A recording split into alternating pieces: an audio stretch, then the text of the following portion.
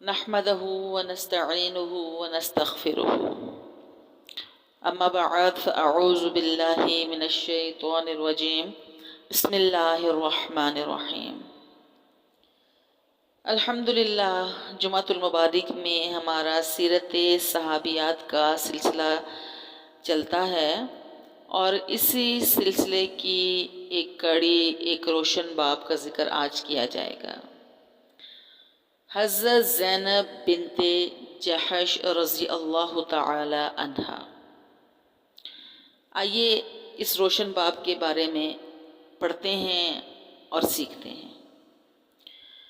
نام و نسب کے بارے میں سب سے پہلے ہم سیکھیں گے کہ زینب نام ام الحکیم کنیت اور قبیلہ قریش کے خاندان اسد بن خزیمہ سے ہیں۔ والدہ کا نام امیمہ تھا جو عبد المطلب جو حضور کے دادا تھے ان کی بیٹی تھی۔ اسی بنا پر حضرت زینب رضی اللہ تعالی عنہا حضور صلی اللہ علیہ وآلہ وسلم کی حقیقی پھوپھی زاہد بہن تھی۔ نبوت کے ابتدائی دور میں ہی اسلام لے آئی تھی۔ نکاح کی بات کرتے ہیں کہ حضور صلی اللہ علیہ وآلہ وسلم نے زید بن حارثہ رضی اللہ تعالی عنہ کے ساتھ جو آپ کے آزاد کردہ غلام اور منہ بولے بیٹے تھے ان سے نکاح کر دیا۔ یہ واقعہ بھی اپنی نوعیت کا ایک عجیب ہی واقعہ ہے کہ اسلام میں دنیا میں مساوات کی جو تعلیم رائج کی ہے اور پست و بلند کو جس طرح ایک جگہ پر لا کر کھڑا کر دیا ہے، اگرچہ اس کی بہت سی مثالیں تاریخ میں ملتی ہیں، لیکن یہ واقعہ اپنی تاریخ اور اپنی مثال آپ ہے۔ تقریباً 1 سال تک یہ دونوں کا ساتھ رہا، لیکن پھر تعلقات قائم نہ رہ سکے۔ رنجش بڑھتی رہی، یہاں تک کہ حضرت زید رضی اللہ تعالیٰ عنہ نے بارگاہ نبوت میں شکایت کی اور طلاق دینا چاہا۔ حضور انہیں بار بار سمجھاتے رہے کہ طلاق نہ دیں، لیکن یہ کسی طرح بھی کارآمد نہ ہو سکا اور آخرکار حضرت زید نے ان کو طلاق دے دی۔ حضرت زینب رضی اللہ تعالی عنہا حضور صلی اللہ علیہ وسلم کی بہن تھیں اور آپ ہی کی تربیت میں پلی ہوئی تھیں، لہٰذا چونکہ حضور نے یہ رشتہ کیا اور انہوں نے یہ منظور کر لیا، لیکن چونکہ یہ ان کی شان کے خلاف تھا کہ زید غلام رہ چکے ہیں، اس لیے حضرت زینب کو یہ نسبت گوارا نہ تھی۔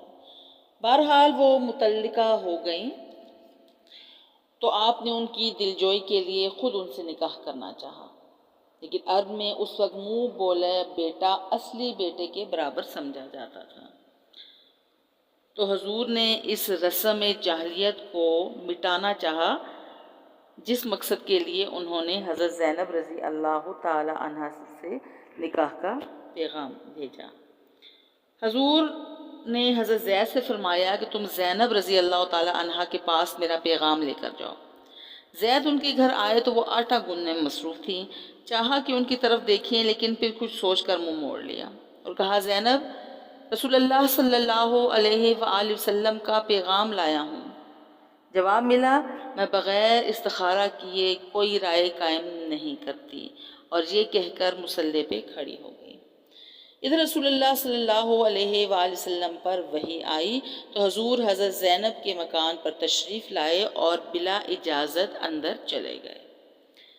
اگلے دن ولیمہ ہوا اور اسلام کی سادگی کی جو اصل تصویر تھا، اس میں روٹی اور سالن کا انتظام کیا گیا تھا، اور انصار میں حضرت ام سلیم رضی اللہ تعالی عنہا جو حضور کی خالہ اور حضرت انس کی والدہ تھی، ملیدہ بھیجا۔ غرض جب سب چیزیں جمع ہو گئیں تو حضور نے حضرت انس کو لوگوں کو بلانے کے لیے بھیجا۔ 300 آدمی شریک دعوت ہوئے۔ کھانے کے وقت حضور نے 10 آدمیوں کی ٹولیاں مقرر کر دیں جو باری باری آتے اور کھانا کھا کر واپس چلے جاتے۔ اسی دعوت میں آیت حجاب اتری، جس کی وجہ یہ تھی کہ چند آدمی مدعو تھے کھانا کھا کر باتیں کرنے لگ گئے اور اس قدر دیر لگی کہ رسول اللہ صلی اللہ علیہ وآلہ وسلم کو تکلیف ہوئی۔ حضور مروت میں خاموش تھے، بار بار اندر جاتے اور باہر آتے، اور اسی مکان میں حضرت زینب رضی اللہ تعالی عنہا بھی بیٹھی ہوئی تھیں اور ان کا منہ دیوار کی طرف تھا۔ چنانچہ وحی نازل ہوئی اور پھر آپ نے دروازے پر پردہ لٹکا دیا اور لوگوں کو گھر کے اندر جانے کی ممانعت ہو گئی۔ یہ واقعہ ذوالقعدہ 5 ہجری کا ہے۔ حضرت زینب کا نکاح کی چند خصوصیات ایسی ہیں جو کسی اور کے نکاح میں نہیں آئیں۔ ان کے نکاح سے جاہلیت کی ایک رسم جو منہ بولے بیٹے کی تھی کہ وہ اصلی بیٹے کی حیثیت رکھتا ہے، مٹ گئی۔ اسی طرح حضرت زینب اور ازواج مطہرات میں آپ فخر کیا کرتی تھیں کہ جیسے میرا ولیمہ ہوا ایسے کسی اور کا نہ ہوا۔ حضور صلی اللہ علیہ وسلم کو ان کی خاطرداری منظور رہتی تھی۔ حضور نے ازواج مطہرات سے فرمایا کہ تم میں مجھ سے جلد وہ ملے گی جس کا ہاتھ لمبا ہوگا۔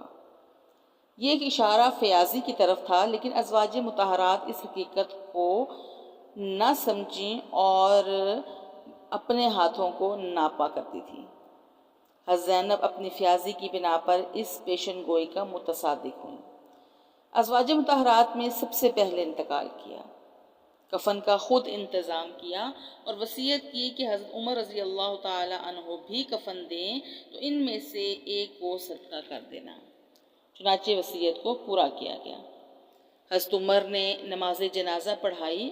اس کے بعد ازواج مطہرات سے دریافت کیا کہ کون قبر میں داخل ہوگا۔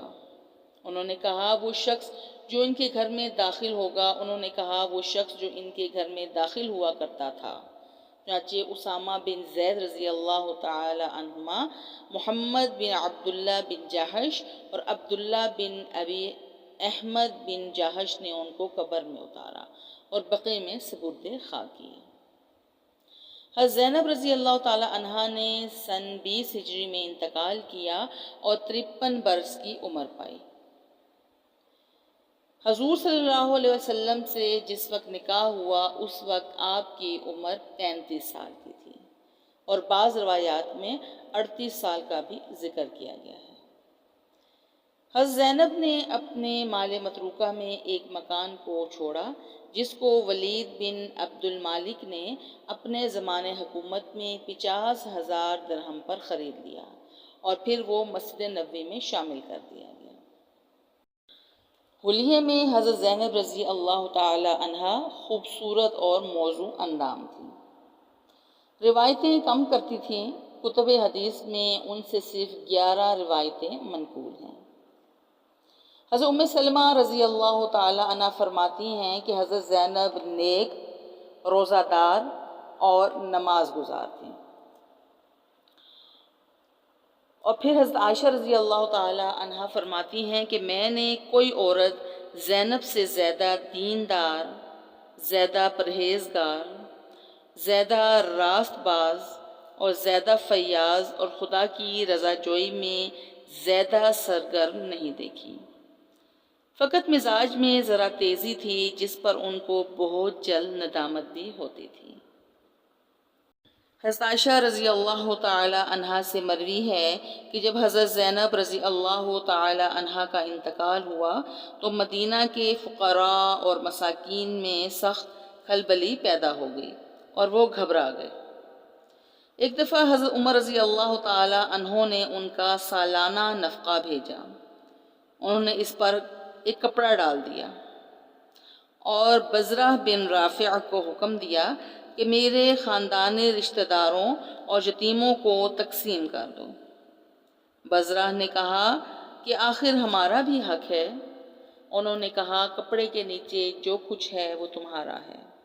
دیکھا تو 85 درہم نکلے۔ جب تمام مال تقسیم ہو چکا تو دعا کی کہ خدایا اس سال کے بعد میں عمر کے عطیے سے فائدہ نہ اٹھاؤں۔ دعا قبول ہوئی اور اسی سال انتقال ہو گیا۔ انتقال کے وقت آپ کی عمر مبارک 53 سال تھی۔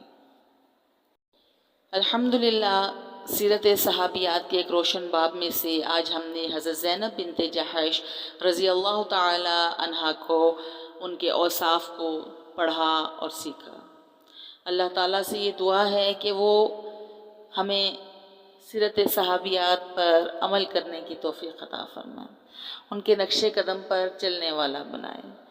یا رب العالمین، ہمیں اپنی ماؤں کے نقش قدم پر چلنے والا بنا دے، شرم و حیا کا پیکر بنا دے، ہمارے گھروں کے ماحول کو دینی ماحول بنا دے، بچوں کی اچھی تربیت کرنے والا بنا دے، اور حضور کی ساری امت کے لیے ہمیں صدقہ جاریہ بنا دے۔ آمین یا رب العالمین۔ والسلام علیکم ورحمۃ اللہ وبرکاتہ۔